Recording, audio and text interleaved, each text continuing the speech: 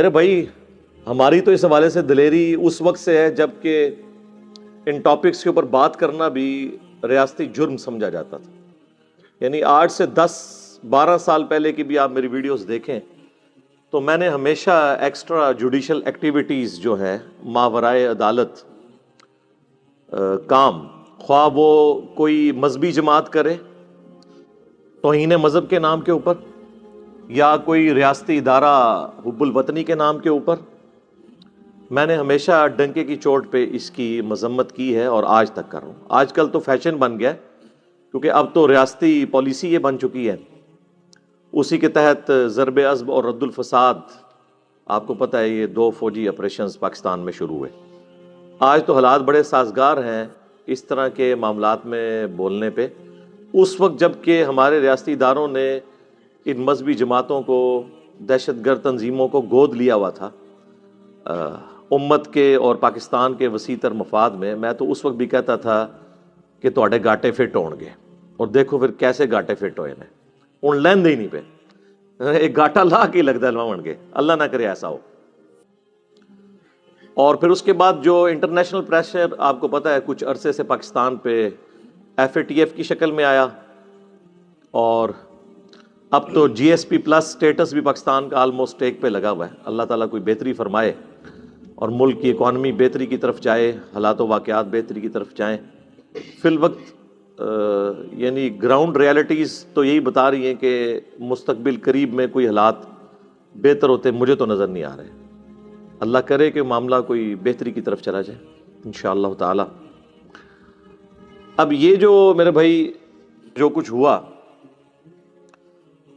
اس کی جڑیں جو ہیں وہ بہت پرانی ہیں.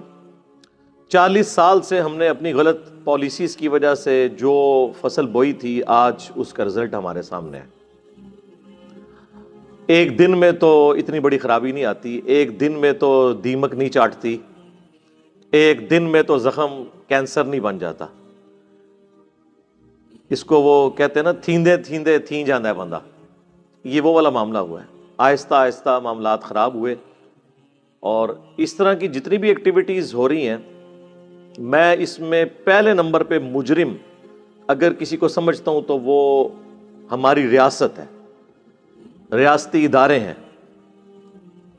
جن کی سرپرستی ہماری مذہبی جماعتوں کو اتنا عرصہ تک حاصل رہی، امت اور پاکستان کے وسیع تر مفاد میں، انورٹڈ کاماز کے اندر. اس کے بعد مذہبی جماعتیں، اور اس کے بعد پھر ہماری جاہل عوام. لیکن ڈرائیونگ سیٹ کے اوپر ریاست ہوتی ہے. اس میں چاہے ہمارے حساس ادارے ہوں، چاہے ہماری پولیٹیکل پارٹیز ہوں، حکومتی عہدے داران ہوں، یہ سب کے سب اس معاملے میں مجرم ہیں. سب نے یہ مل کے حصہ ڈالا ہے جس کا آج ہم رزلٹ بھگت رہے ہیں. یہ تو جس کے ساتھ ہوتی ہے اس کو پتہ چلتا ہے.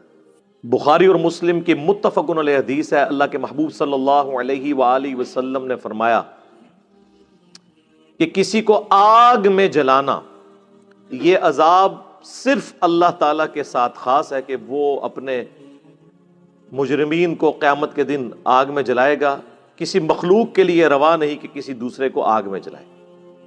کافر ہو مسلمان ہو، آپ یہ کام کر ہی نہیں سکتے. تم لوگ یہ سمجھ رہے ہو کہ ہم اس طرح کے معاملات کر کے تو ہم جنت میں چلے جائیں گے، اور ایسے مواقع پہ وہ لوگ آپ کو زیادہ تر بڑھ چڑھ کر آگے نظر آئیں گے جنہوں نے زندگی میں نماز بھی کبھی نہیں پڑھی ہوئی ہوگی. اس طرح کے کام کرنے میں، لوگوں کو قتل کرنے میں، املاک کو آگ لگانے میں، ATM مشینز لوٹنے میں، دنگا فساد کرنے میں، یہ سب سے آگے آپ کو نظر آئیں گے، کیونکہ ان کو پٹی یہ پڑھائی گئی ہے کہ یہ سب سے آسان ذریعہ جنت میں پہنچنے کا. اور بیوقوف نہیں ہے، سمجھدار ہیں. آج تک کسی شخص نے عشق رسول صلی اللہ علیہ وآلہ وسلم کے نام پر اپنی موٹر بائک کو آگ نہیں لگائی، اپنی گاڑی کو آگ نہیں لگائی ہے، دوسرے کو لگائی. لہذا آپ یہ بھی نہیں کہہ سکتے کہ کوئی بونگے ہیں، بہت سمجھدار ہیں. اور اس وقت ملک جس تباہی کے دہانے پہ پہنچ چکا ہے نا، میں سمجھتا ہوں کہ اگر اب بھی ہمارے بڑوں کو عقل نہ آئی تو یہ گلی گلی قتل و غارت ہوگا. ہمارے جو ریاستی اداروں کے بڑے ہیں، پولیٹیکل جماعتوں کے بڑے ہیں، انہوں نے تو زیادہ تر نے دوہری شہریت لی ہوئی ہے، دوسرے ملکوں میں انہوں نے بھاگ جانا ہوتا ہے ریٹائرمنٹ کے بعد۔ ہمیں پوری زندگی یہ لوگ حب الوطنی کے درس دیتے رہتے ہیں، نیشنلزم کے درس دیتے رہتے ہیں، پاکستان سے محبت، قومی ترانے یہ چلا چلا کے دماغ خراب کرتے رہتے ہیں، اور خود آپ دیکھ لیں یہ پرانے جتنے ڈکٹیٹر باہر گئے ہوئے ہیں، ہمیں آگ میں جھونک کے پرویز مشرف بھاگا ہوا ہے نا یہاں سے، دیکھ لیں۔ جب تک مر نہیں جاتے جان نہیں چھوڑتے۔ ضیاء الحق نے مر کے ہی جان چھوڑی ہے نا، ورنہ جو اس وقت پالیسیز اس نے سیٹ کی تھی، جو سعودیہ اور ایران کی پراکسی وار کو یہاں پہ سپورٹ کر کے، وہ آج تک ہم بھگت رہے ہیں۔ اب دیکھ لیں میڈیا کے اوپر کیا ساری گالیاں جو ہیں وہ پولیٹیکل گورنمنٹس کو، پرائم منسٹر کو کھانی پڑ رہی ہیں، کیونکہ ہماری عوام کا جو ہے اتنا نالج تو ہے نہیں، ان کو پتہ ہی نہیں ہے کہ معاملات ٹوٹی کمند کہاں۔ جس طرح محرم کے دنوں میں بیٹھ کے سارے یزید کو رو رہے ہوتے ہیں، اور سسٹم تو پیچھے سے خراب ہوا ہے، اس کی کوئی بات ہی نہیں کرتا۔ یہ تو فیشن ہے نا یزید کو رو لینا، آسان بھی ہے، دوسرے پہ بات کرنا ذرا مشکل ہے۔ لیکن میں آپ کو بتاؤں، اللہ کا شکر ہے اب ہمارے ریاستی اداروں میں پالیسی شفٹ آیا ہے، ان میں اتنا حوصلہ پیدا ہو گیا ہے کہ انہیں اپنی غلطیوں کا احساس ہوا۔ جبھی تو کچھ عرصے سے ہمارے پرائم منسٹر صاحب کئی ملکوں کے دوروں پہ، پریس کانفرنسز کے دوران، انٹرویوز کے دوران اعلانیہ طور پہ یہ مان چکے ہیں کہ ہماری پرانی جو پالیسیز تھیں وہ بالکل غلط تھیں۔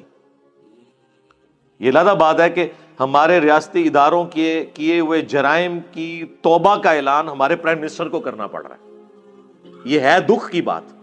چلے پھر بھی ہم کہتے ہیں کہ ٹھیک ہے، پولیٹیکل گورنمنٹس کو ہی بوجھ اٹھانا چاہیے اداروں کی غلطیوں کا، لیکن ان کو بھی کچھ اس حوالے سے خیال کرنا چاہیے کہ وہ بھی مستقبل کے لیے اپنی کوئی جو ڈائریکشن ہے اس کو درست کر لیں۔ آپ کو پتہ ہے کچھ عرصہ قبل خوشاب کے اندر ہمارے اسٹوڈنٹ عمران بھائی جو بینک مینیجر تھے رحمہ اللہ تعالی، ان کا بے دردی سے ایک گارڈ نے قتل کر دیا۔ ہمارے اسٹوڈنٹ تھے، آپ ان کے جو فیس بک کا پیج ہے اس پہ کئی ایک ویڈیوز میری انہوں نے اپلوڈ کی ہوئی تھی، اور لوگوں کی بھی کی ہوئی تھی، اور مسئلہ کوئی اور تھا۔ ایک ایک گھنٹے کی جا کے یہ لوگ نمازیں پڑھتے ہیں، اور وہ بھی صرف ڈیوٹی آورز کے اندر۔ جب گھر آ جاتے ہیں تو ایک سلام امام کے پیچھے ہوتا ہے، دوسرا جوتیوں والی جگہ پہ ہوتا ہے۔ اور اگر کوئی شخص سمجھا دے کہ میرے بھائی یہ نوافل جو ہیں یہ کوئی ضروری نہیں ہے، یا ان کو آپ بعد میں پڑھ لو، آپ ڈیوٹی اپنی صحیح طریقے سے ادا کرو، اس بات کا غصہ نکالنے کے لیے اس کی پلی لی جائے، اور پلس اس کو توہین مذہب کا نام دے کر کہ جی یہ تو انبیاء کا گستاخ ہو گیا۔ یہ بھی ہم اپنی طرف سے طے کر لیتے ہیں کہ کون سی چیز جو ہے وہ انبیاء کی گستاخی ہے۔ انہیں شہید کر دیا گیا، بعد میں خیر مذمت کرتے رہے، ابھی تک اس کے قاتل کو سزا ہوئی کوئی نہیں ہے، صرف کورٹ نے ڈیسیژن کیا ہے۔ اور ماشاءاللہ پچھلے دنوں آپ نے دیکھا ہمارے چیف جسٹس صاحب کس طرح گرجے ہیں۔ یار یہ لوگ بعد میں اپنی تقریریں دیکھ کے شرمندہ بھی نہیں ہوتے؟ ان کے دعوے دیکھیں اور ان کی عدالتوں کے، میں کرتوت لفظ نہیں بولتا، کارنامے دیکھ لیں۔ آج تک کسی کو اس طریقے سے سزا نہیں ہوئی ہے۔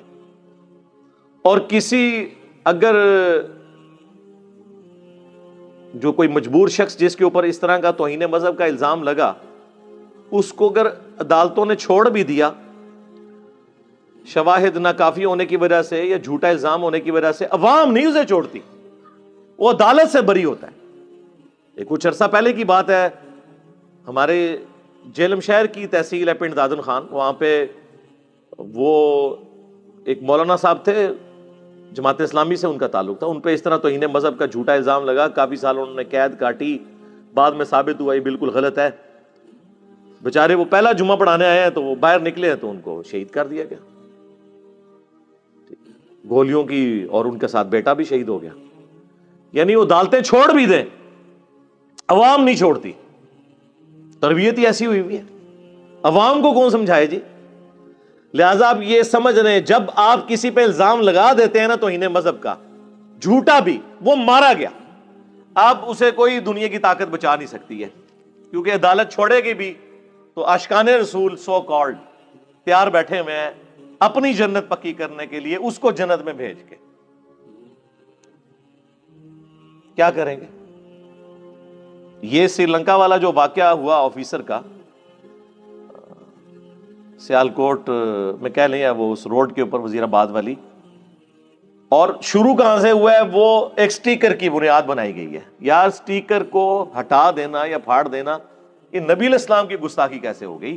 ورنہ یہ سارے مولوی مجھ سے پکی لے لیں، میں آپ کو اس پلیٹ فارم سے چیلنج کر رہا ہوں، سارے مولویوں کو جو یہ سمجھتے ہیں نا کہ کسی کا سٹیکر اتارنا یہ توہین مذہب ہے، تو میں آپ کو بتاتا ہوں کہ آپ کسی بریلوی کی مسجد کے باہر جا کر دیوبندی یا اہل حدیث کا پوسٹر لگائیں کہ فلاں اہل حدیث مسجد میں یا اللہ مدد کانفرنس ہوگی، وہ پھاڑنا دے، آپ مجھے آگے پکڑ لیں. وہ کہیں گے اس کا مطلب یہ کہ ہمارے باپوں کے خلاف بات ہوگی. یہاں پہ آپ کسی اہل حدیث کی مسجد کے باہر جا کے پوسٹر لگا دیں لبیک یا رسول اللہ کا صلی اللہ علیہ وآلہ وسلم، وہ پھاڑنا نہ دے، آپ مجھے پکڑیے.